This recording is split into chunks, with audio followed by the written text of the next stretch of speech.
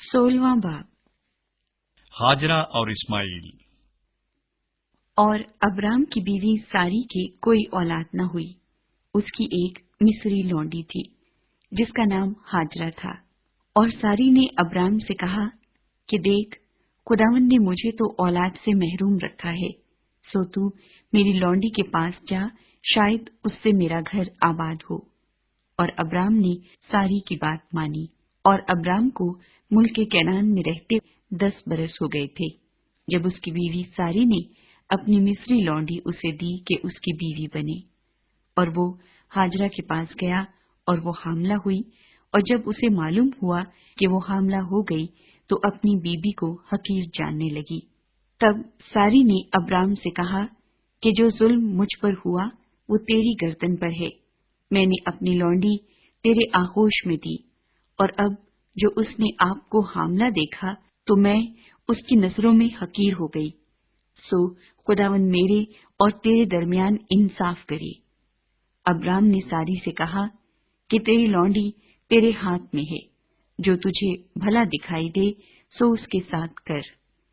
तब सारी उस पर सख्ती करने लगी और वो उसके पास से भाग गई।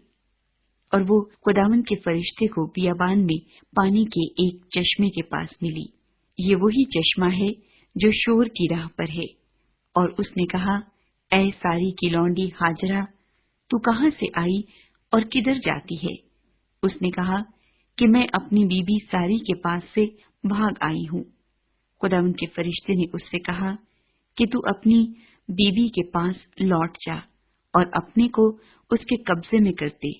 और खुदावंद के फरिश्ते ने उससे कहा कि मैं तेरी औलाद को बहुत बढ़ाऊंगा, यहाँ तक कि कसरत के सबब से उसका शुमार न हो सकेगा।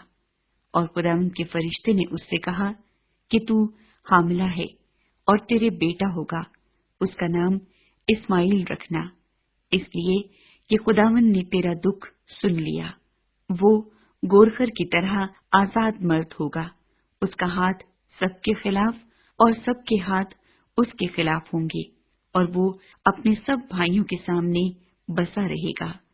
और हाजरा ने खुदावंद का, जिसने उससे बातें की, अतायल रोई नाम रखा, यानी ऐ खुदा तू बसीर है, क्योंकि उसने कहा, क्या मैंने यहाँ भी अपने देखने वाले को जाते हुए देखा? इसी सबब से उस कुएं का नाम बीर लही रोई पड़ गया। वो कादेस और बरिद के दरमियान है।